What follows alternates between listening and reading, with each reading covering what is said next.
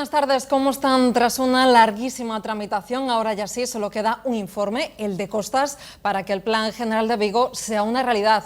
El paso previo también será que sea aprobado en el Pleno Municipal. Es un documento muy esperado por las administraciones, también por toda la ciudadanía, pero también, por qué no decirlo, por los promotores inmobiliarios. Esta tarde aquí en la entrevista tenemos con nosotros a Javier Garrido, presidente de APROIM, la Asociación de Promotores Inmobiliarios de toda la provincia de Pontevedra. Muy buenas tardes, Javier. Hola, muy buenas tardes. Muchas gracias por estar aquí con nosotros. Hace tan solo menos de 15 días que la Xunta de Galicia dio luz verde a este plan, ahora esperando por ese informe y porque sea luego aprobado en el Gobierno municipal, en pleno.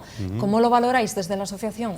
Bueno, como una gran noticia, como no voy a ser de otra manera. Me ha encantado mucho la introducción que has hecho, que has dicho de todos los ciudadanos. Efectivamente, parece que el documento que ordena el territorio, que no es otra cosa que eso, el Plan General, beneficia solamente a un sector empresarial y no es verdad, ¿no? Beneficia realmente a toda la ciudadanía, porque ya no solamente ordena o da seguridad jurídica a esas posibilidades de construir, sino que también ordena viales, urbaniza zonas verdes, zonas sanitarias, zonas escolares, genera suelo, por lo tanto, para multitud de usos que no dejan otra cosa que generar o da posibilidades de generar empleo y riqueza, ¿no? Muy esperado, Leticia. Ten en cuenta que ya no es solamente el hecho de estar suspendido por sentencias del año 15, es que el Plan General se aprobó en el año 8 y otra parte en el año 9, y después de que era plena crisis financiera e inmobiliaria. Es verdad. Entonces, tampoco durante esa época se construyó de manera esencial, porque las empresas estaban intentando salvar su pellejo, porque fue especialmente grave y difícil de gestionar, tanto aquí en el sur, sobre todo en la zona de Vigo, que es la que más conozco, como en la zona de La Coruña, porque la cuota del mercado hipotecario de las cajas de ahorros, que fueron las que fueron intervenidas, era muy grande, tanto aquí en Vigo como en La Coruña.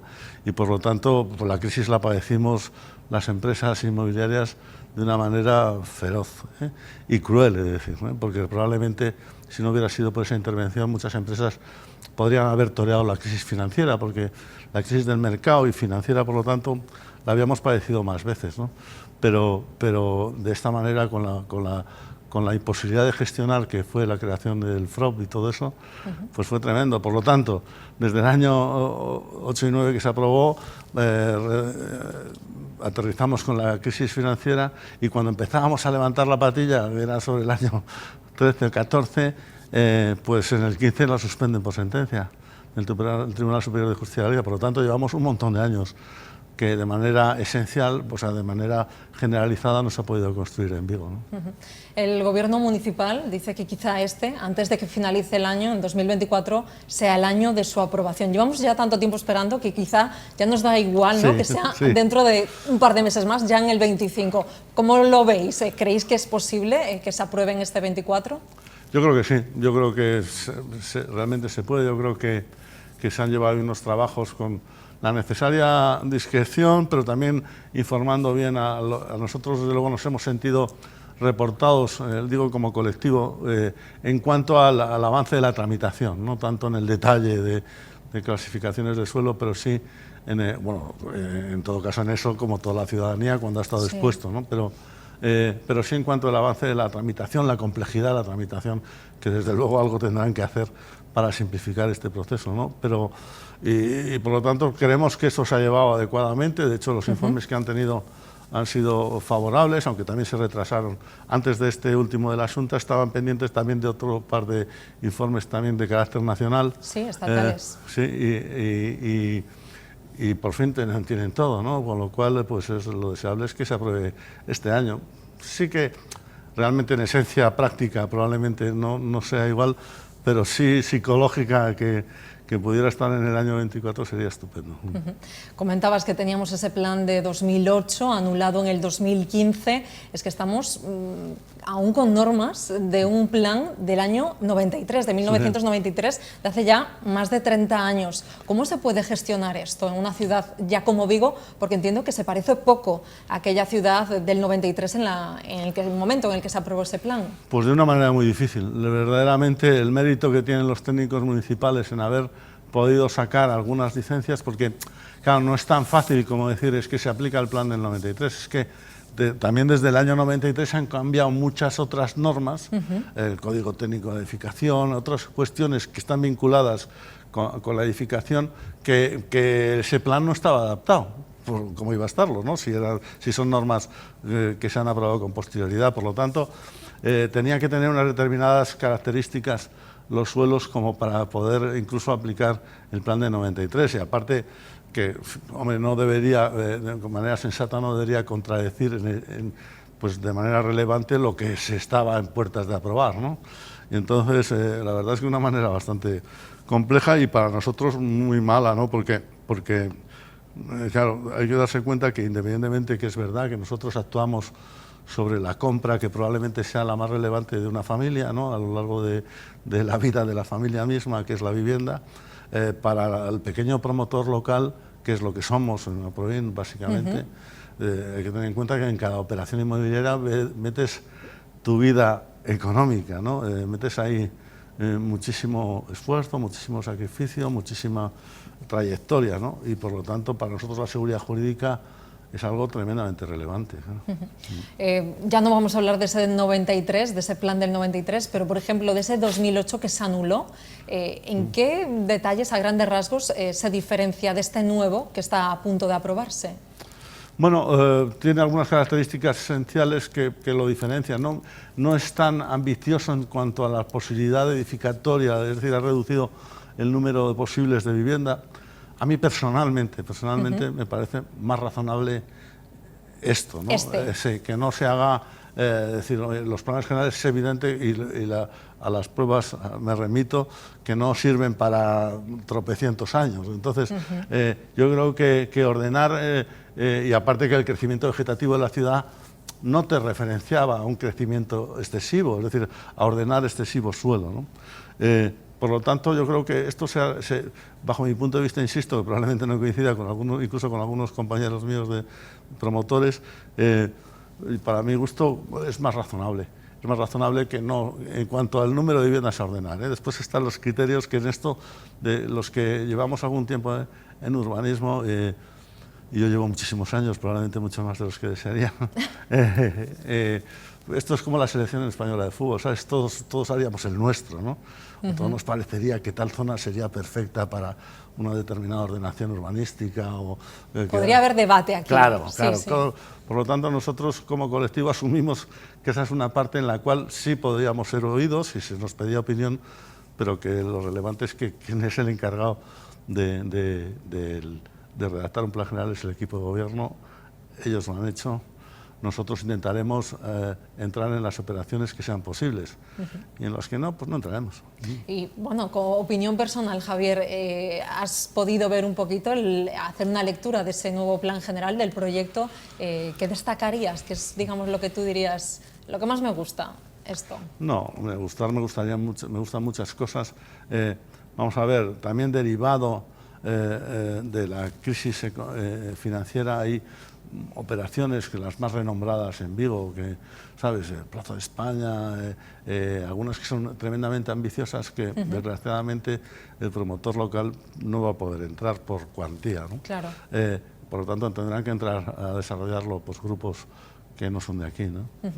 Yo lo veo bien, porque en todo caso insisto que hay esa parte que socialmente nos hemos otorgado y que nos otorga la sociedad, que es la de promover y construir vivienda, ¿no? Por lo tanto, me parece bien. Nosotros iremos a por pequeñas, medianas operaciones, desde 50, 70 viviendas, que eso es lo que va a traer el plan general. Cuando salgan, pues ahí todos estudiaremos solares, que por cierto son mayoritariamente, porque también hay esa otra leyenda urbana, ¿no?, de que el suelo está en manos de los promotores. No es verdad, ¿no? El suelo mayoritariamente, más del 90% del suelo de Vigo, está en manos del dueño que lo es por origen, por herencia o por la circunstancia que sea, pero está en manos de ellos, ¿no? Un 90%, Javier, sí, podríamos sí, hablar de un 90%. Sí. Es donde es en manos de quien están, ¿no? Porque quien tenía suelo muy antiguo comprado como promotor, probablemente no haya sobrevivido a la crisis, ¿no? Me voy a remitir a los datos. Aún no tenemos aprobados ese nuevo plan general, pero según la Federación de Empresas Gallegas Inmobiliarias, Vigo es ahora mismo la ciudad gallega con más promociones de obra nueva, una cifra que alcanza un 38%. ¿Cómo es posible, ¿no? Que Vigo, Coruña, ¿no? Bueno, grandes ciudades, pero que tengan tanta promoción nueva sin aún tener un plan general aprobado? Bueno, depende del 38% de qué cosa sea, ¿no? No sé el cálculo que han hecho las agencias inmobiliarias, pero es evidente que no cumplen en todo caso con la necesidad que hay en el mercado. A ver si me explico esto bien, Leticia. En mi casa, bueno, están bastante aburridos porque este discurso lo llevo diciendo desde hace bastante tiempo, pero sí. Vamos a ver, la escasez de suelo y la situación jurídica del mismo, ¿no? Del plan general, ha hecho que haya, desde luego, una parte clarísima de la sociedad, que es aquella que tiene un poder adquisitivo medio bajo, que no ha podido ver cumplida su posibilidad de compra.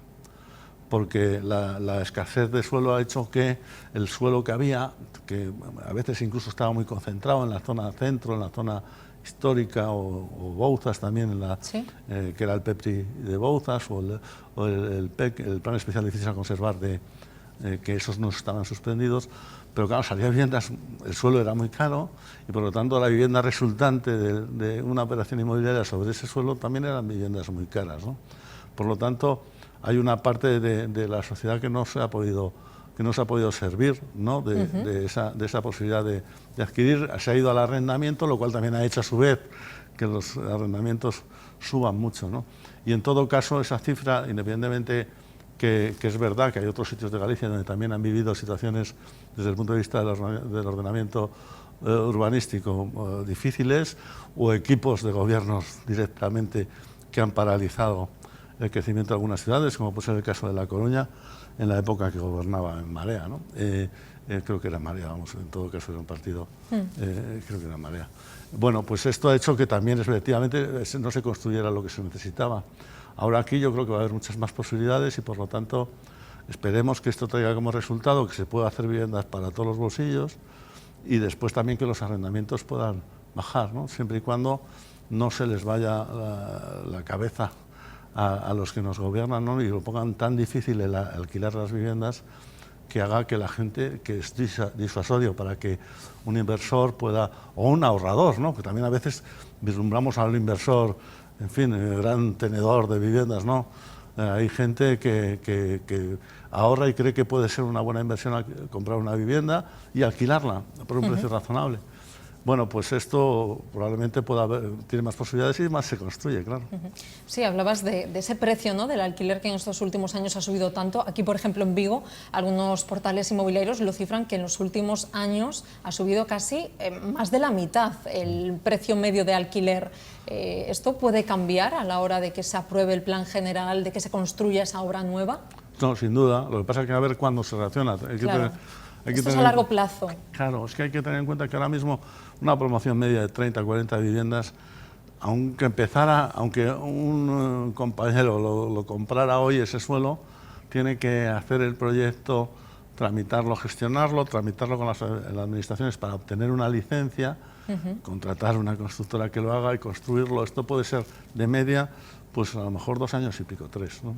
Con lo cual, cualquier cosa que se empezara hoy, probablemente hasta el 28 no se vería. Ese resultado. Aquí en Vigo, por ejemplo, uno de los barrios que más está creciendo en materia de población, de vivienda, es el de Navia, con la Xunta también haciendo inversiones allí de promoción de vivienda social, de vivienda de promoción pública. ¿Esto también se podría extender, no sé, cómo lo veis desde la asociación, a otros barrios de la ciudad, a otras zonas? Bueno, yo creo que efectivamente la Xunta está haciendo ahí un esfuerzo encomiable, ¿no? Y lo va a hacer, según lo ha anunciado.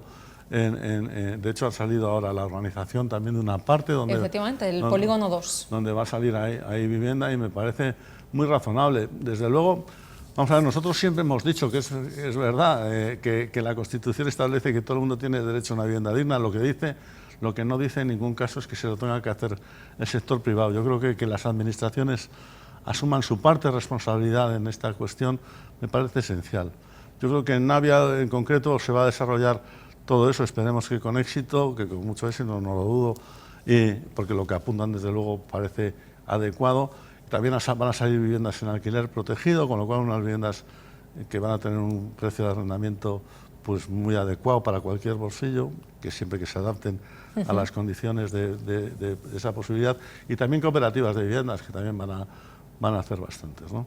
Nosotros, insisto, nuestro sector, el sector de la promoción al que yo represento, es un sector muy concreto de gente, en fin, esta frase, pero de Vigo de toda la vida, que somos tan ciudadanos como todos los demás, que estamos deseando que nuestra ciudad se desarrolle en condiciones y que nuestros conciudadanos también puedan vivir a gusto y felices en la ciudad. Javier, y ese sector pequeño de Vigo de toda la vida, ¿cómo está lidiando en estos últimos años con esta subida de precios, ¿no?, de los materiales, de los combustibles, a la hora de seguir trabajando? Pues muy malamente. ¿Qué te voy a decir lo contrario? Es así, ¿no? Es verdad que hubo épocas, fíjate, yo llevo 30 años aproximadamente en el sector, y yo ya no viví unas épocas tan alegres como las que se dicen, ¿no? Como las que se recuerdan. Sí. Ya veo, yo también he estado, es verdad que he estado en empresas más estructuradas, donde el crecimiento era relevante, por lo tanto ibas muy apalancado, muy endeudado a las operaciones, y por lo tanto los márgenes se reducían, y sobre todo que las tramitaciones eran eternas, ¿no? Dices, es que se ha ganado un 40%, oye, pero es que si te has tirado 7 años con la operación, resulta que realmente has ganado un 5% anual, que eso anualizado, quiero decir, con lo cual eso es una rentabilidad muy equiparable a muchas otras, ¿no? Y menor que muchas otras empresas de carácter industrial, por ejemplo, ¿no?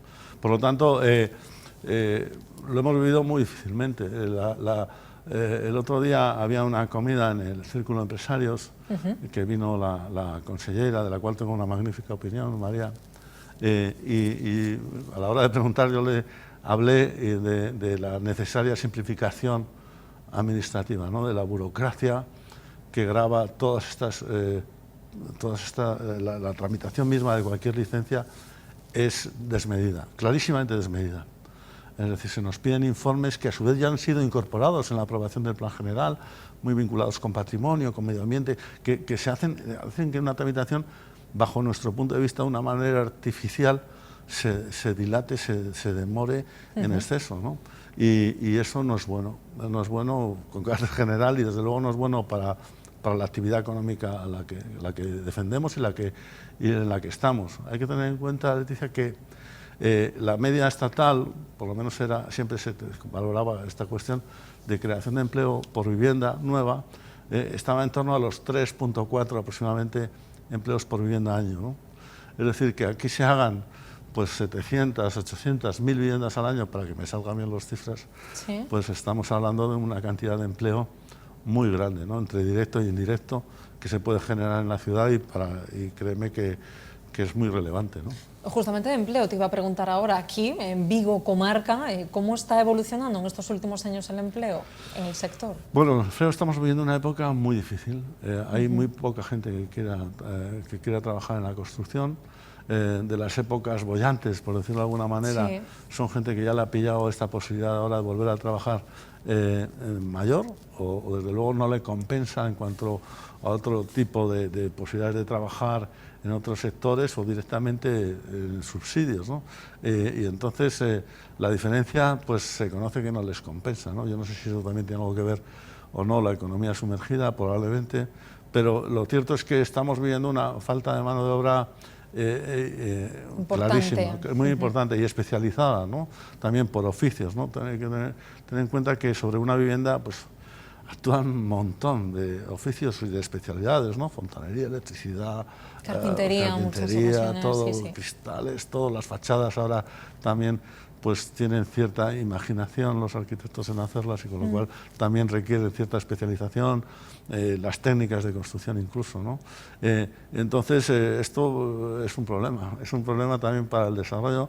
Antes también teníamos mucha mano de obra portuguesa, ¿sí?, pero lo que pasa es que ahora también en Portugal se está construyendo mucho, y entonces ya no compensa a las cuadrillas que venir a trabajar a España, ¿no? Claro, y entonces esto está siendo un problema. Vamos toreándolo, pero entre el incremento del coste de materiales y la dificultad de mano de obra los incrementos en los costes de construcción en los últimos años han sido tremendamente relevantes, muy, muy relevantes. Si quieres te doy un orden de magnitud, que sé que a los periodistas os encanta esta cuestión. Los datos, sí. Pero vamos, lo que hace 4 años, 3, 4 años, no mucho más, podríamos estar construyendo del entorno de los 900, 1000 euros el metro cuadrado de vivienda, pues ahora es imposible bajar probablemente los 1800, el metro cuadrado construido, ¿no? De ese orden de magnitud. Pues esa burrada de incremento de coste de construcción lo estamos y vamos a tener que convivir con ellos, porque es que aparte los proveedores tienen, es verdad que tenían una causa justificada, ¿no? Las materias primas subieron un montón con la guerra de Ucrania, con todo el conflicto, sí, todo el conflicto con Rusia, toda esta cuestión, pero claro, una vez ha estado arriba parece que el mercado podría tener unas ciertas posibilidades de relajación, pero a las empresas le cuesta mucho cuando mantienen un precio rebajarlo, ¿sabes? Entonces estamos viviendo toda esa situación. Por lo tanto, a las operaciones que podamos entrar hay que contar con ese incremento, ¿no? Comentabas, Javier, del mercado portugués que está en auge. ¿Choca un poco con el español? ¿Se están perdiendo contratos aquí en España porque optan por a lo mejor empresas portuguesas, quizá más baratas en costes? O... No, yo no creo que sea eso y desde luego no en cualificación, ¿eh? Sí que está pasando, por ejemplo, en el ámbito de la construcción industrial, la simplicidad administrativa y en fin, lo que se vuelcan las cámaras, los ayuntamientos en Portugal en favorecer que haya inversión en sus poblaciones, hace que realmente lo hacen muy sencillo, porque sencillo debería ser, ¿no? Entonces, cuando estás actuando sobre un plan general que han aprobado ellos mismos y por lo tanto no debería tener excesiva complejidad, ¿no? Bueno, pues esto está yendo muy rodado en Portugal y eso también, con alguna cuestión, no hay que eludirlo, fiscal, supongo, ha hecho que muchas empresas, incluso de aquí, se deslocalicen y piensen que estando en el norte de Portugal, pues no es una mala opción. Javier Garrido, presidenta Proin, muchísimas gracias por estar aquí con nosotros. Me quedaría muchísimo más porque estoy, la verdad, aprendiendo muchísimo, pero nos quedamos sin tiempo. Muchas gracias. Nada, gracias a ti. A ustedes también, muchísimas gracias por estar ahí una semana más aquí en la entrevista con nosotros. Recuerden que pueden volver a ver este programa a través de nuestra carta, televigo.com, y también, como siempre, a través de nuestras redes sociales. Gracias.